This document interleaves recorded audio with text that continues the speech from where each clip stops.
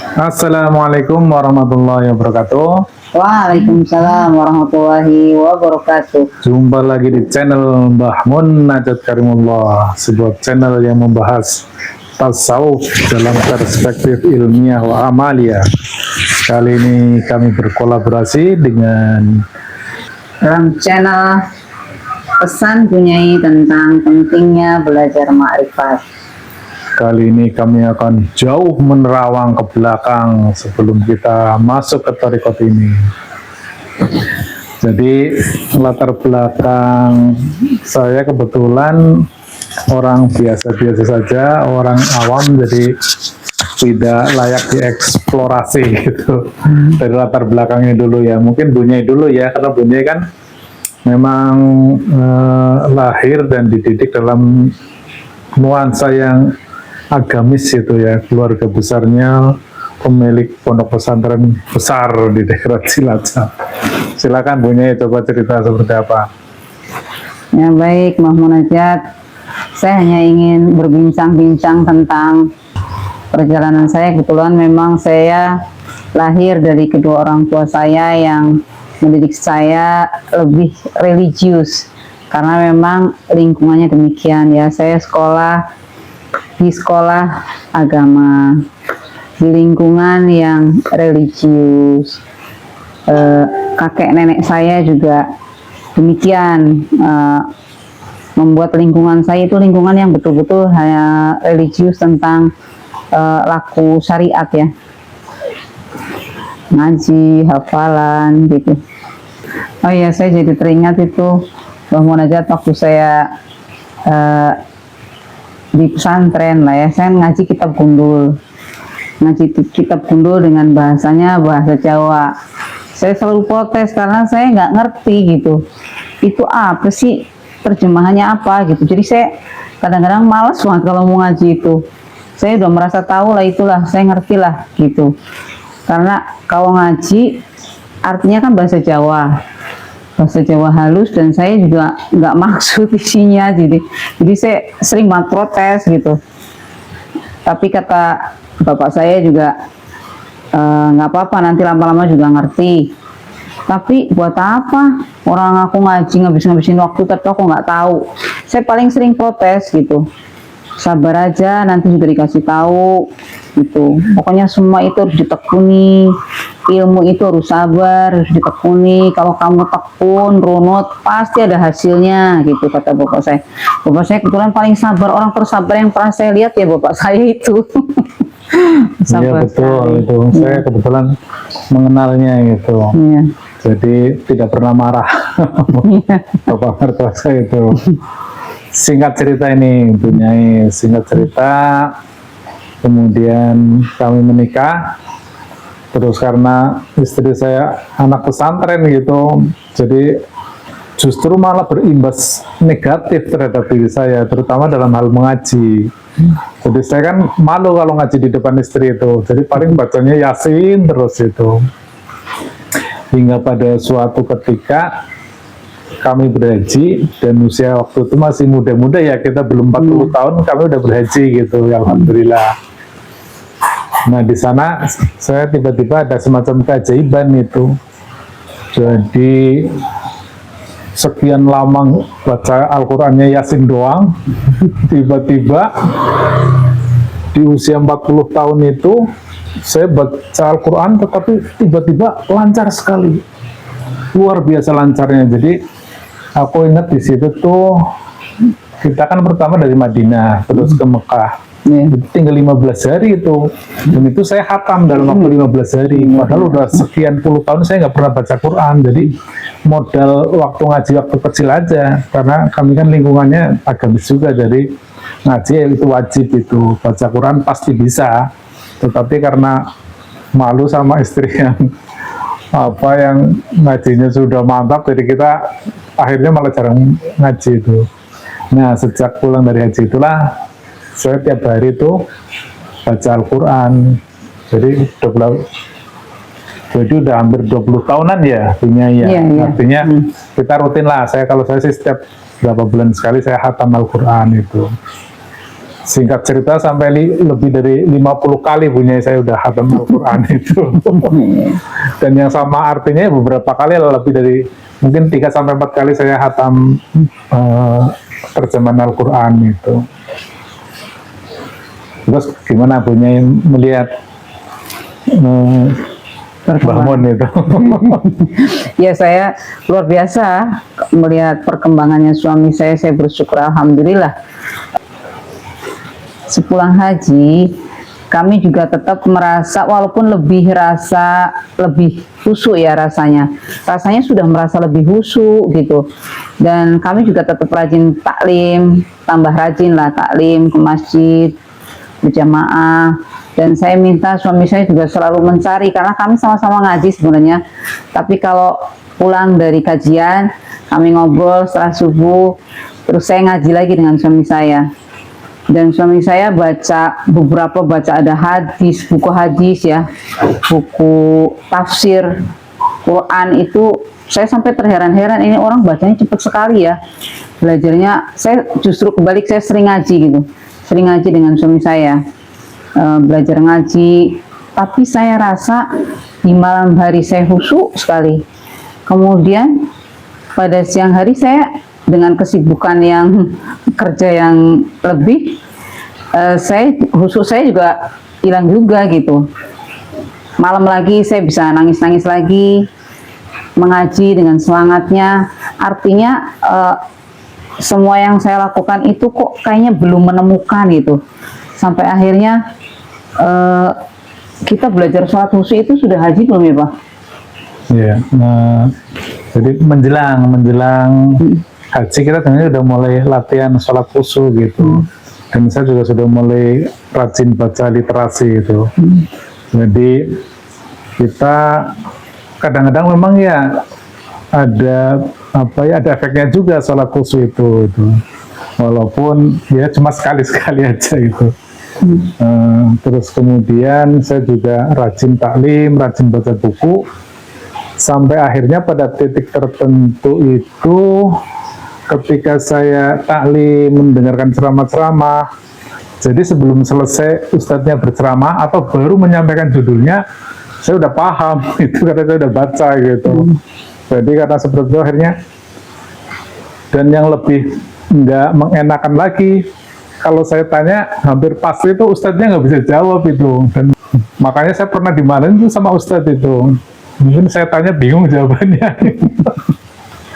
Gitu. Jadi singkat cerita akhirnya saya sudah sampai pada puncaknya itu punya, bahwa saya merasa dosa saya banyak, saya bertobat dan saya tidak terkonfirmasi tobat saya. Saya sholat, saya juga yang mencapai khusyuk, yang nangis-nangis saya juga pernah itu, tetapi tetap saya tidak terkonfirmasi apakah sholat saya sampai apa enggak. Dan puncaknya apakah saya masuk surga atau enggak, tidak terkonfirmasi. Bahkan seluruh ustadz yang pernah saya tanya nggak bisa menjamin itu. Sehingga atas dasar itu kemudian kami mencari guru ruhani. Dan di saat yang sama Bunyai juga waktu itu ngaji, katanya wajib mencari guru rohani. Itu gimana Bunyai? Iya betul. Saya beberapa kali kajian di akhir-akhir sebelum saya ketemu ini, ada 3 kali lah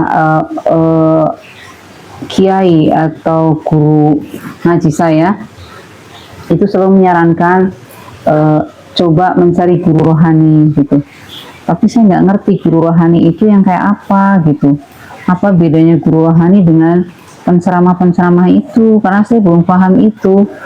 Kemudian saya ingat sekali juga waktu setelah kajian kan saya biasa-biasanya gitu, sebelum suami saya ternyata sudah nggak ingin ikut kajian, artinya tidak semangat lah ikut kajian subuh. Saya cerita, tadi kajian subuhnya kayak gini, Allah aku udah hafal itu. Aku udah hafal pasti yang disampaikan Ustadz, aku udah hafal, coba kamu tanya aja apa. Paling-paling itu kan cuma mugu-mugu. Jadi semua yang kita lakukan itu semoga. Jadi tadi disampaikan, jadi tidak terkonfirmasi gitu. Ya, sholat tobat semoga, apa-apa semoga gitu. Harapanmu mugu-mugu. hidupnya gitu. Semoga saja. Itu akhirnya saya juga agak terpengaruh. Saya kurang semangat juga ya. Saya ikut kajian setiap hari biasanya bareng, terus sampai rumah kita dikaji lagi. Coba tadi dapatnya apa gitu. Kita kaji lagi. Ya, begitu akhir-akhir suami sudah tidak terlalu respon dengan itu. Udah, kamu habis sholat subuh dia nggak ikut kajian. Terus begitu saya pulang, saya ceritain tadi kajiannya begini nih. Aku udah hafal, kamu tanya aja. Coba apa kajiannya? Kayak gitu paling. Nah, itu kira-kira seperti itu. Jadi saya agak kok muku-muku ya. Jadi saya juga rasa benar juga ya apa yang dikatakan. Kok semuanya tidak terkonfirmasi. Semuanya kok juga moga-moga. Jadi saya minta sama Allah dalam kepasrahan yang sangat ini sebenarnya. Sebetulnya memang di akhir saya sudah merasa usia di atas 50 tahun ini. Terus hanya semoga-semoga. Jadi ujung-ujungnya saya pasrah, sangat pasrah sekali. Saya berdoa sama Allah mudah-mudahan suami saya dapat menjadi imam saya yang bisa berjumpa sama Allah di akhirnya nanti. Gitu, itu doa tulus saya betul. Dan saya alhamdulillah kemudian sebelum itu punyai sebelum itu saya memang sudah rajin juga itu. Saya sih dimulai dari sering nongkrong di ini Taman Ismail Marzuki itu. Saya kira orang pada paham itu ya, setiap Jumat malam Sabtu itu saya biasanya dari kantor langsung ke situ. Itu kelompok Maiyah itu ya. Halo kelompok Maiyah. Saya dulu sering nongkrong di situ itu. Terus kemudian saya merasa saya sudah paham lah, saya sudah paham apa yang disampaikan beliau itu, nggak perlu saya sebut lah ya, sudah paham itu. Kemudian saya ke Jogja itu sering dengan Pak Farudin Faiz itu yang ahli filsafat. Nah, dengan beliau itu saya mulai dipahamkan. Jadi filsafat ternyata mampu memberikan cara berpikir yang konstruktif itu. Jadi rasionalitas kita lebih hidup. Jadi argumen-argumen yang dibangun pasti terkonstruksi dengan bagus. Itu salah satu fungsi dari filsafat itu. Jadi saya terima kasih dengan beliau. Terus kemudian saya juga sampai ke Cirebon, sampai ya banyak lah yang mencoba saya datangin itu, hingga akhirnya ya ketemu dengan ilmu ini itu Bunyai. Sehingga akhirnya saya berkesimpulan ini Bunyai, dulu itu memang kita beragama itu ya hanya sebatas akal rasional. Bahkan Tuhan yang kita sembah pun ya berdasarkan perspektif kita. Jadi beragama hanya ada di akal, hanya paham itu.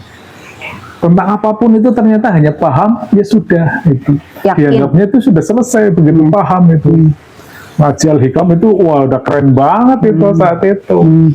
Tapi begitu tuh paham-paham doang. Itu terus mau ngapain itu? Cerita saja ya. Hanya cerita saja. Ternyata begitu masuk ilmu ini. Praktek. Saya baru ini diajar habis-habisan itu cerita semua, bahkan nggak cerita disebutnya dongeng, angan-angan. Tapi dipikir-pikir memang bener ya, selama ini kenapa aku ngabisin waktu banyak banget ya, cuman angan-angan, cuman cerita, cuman membaca, kok nggak kepikiran banget itu loh. Misalnya ini praktek punya ya tentang wasilah. Wasilah, jadi kalau di pemahaman dulu kan kita juga kenal lah terminologi wasilah, hanya itu melalui wasilah. Tetapi wasilah itu seperti apa tidak pernah tahu. Ya wasilah yang ngirim-ngirim itu. Itu prakteknya seperti apa, menemukan wasilah seperti apa nggak tahu. Kita hanya cerita surga, neraka, dosa itu hal yang abstrak yang tidak tahu, hanya dalam cerita doang. Keyakinan aja ya. Keyakinan apa? Cerita doang. Cerita terus keyakinan kan harus ada dasarnya untuk meyakini. Artinya tidak rasionalis dan di ilmu ini memang itu melampaui batas rasional. Jadi nggak bisa dirasionalkan, bukan nggak bisa melampaui batas rasional.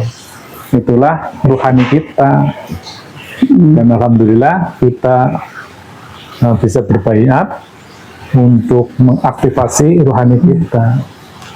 Saya kira itu dulu punya, nanti disambung dengan obrolan berikutnya. Jadi ini ceritanya kita bagaimana latar belakang kita, bahwa kami adalah murni seorang pelaku syariat sejati, sepertinya saya tidak pernah tinggal sholat itu, walaupun yang penting asal setor.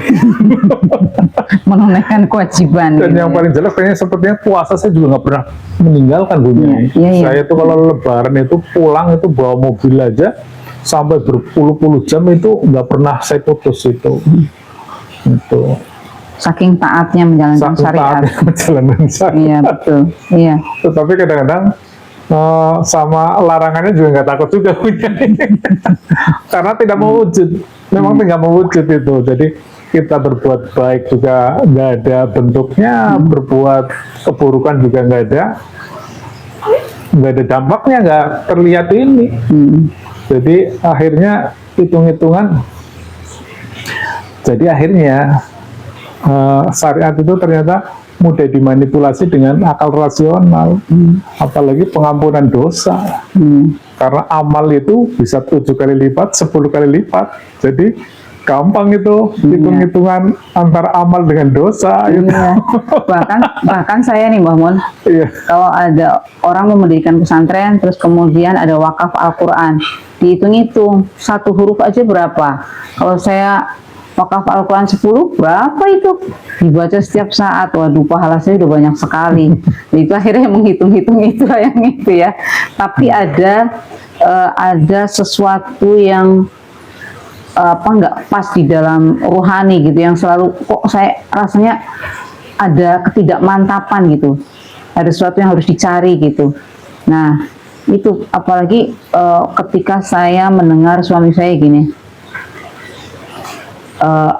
ada konten ya di situ isinya tidak dikatakan seorang yang sudah beriman ketika belum berbaiat. Waduh, saya langsung takut sekali itu. Loh, saya kok merasa belum beriman gitu ya, jadi saya takut mati belum beriman. Nah, ini yang jelas banget itu, saya takut sekali mati sebelum beriman. Lah aku udah capek-capek kok dikatakan belum beriman, kan saya takut sekali. Apa sih itu? Jadi saya pengen tahu sekali. Nah itu saya tanyakan sama suami, gimana ini. Untuk sesi ini kita akhiri mungkin sampai di sini Bu Nyai. Ya, Mohon maaf sekiranya banyak hal yang kurang pas dalam penyampaiannya. Kita akhiri. ilahi anta maksudi wa ridhoka matlubi. Wassalamualaikum warahmatullahi wabarakatuh.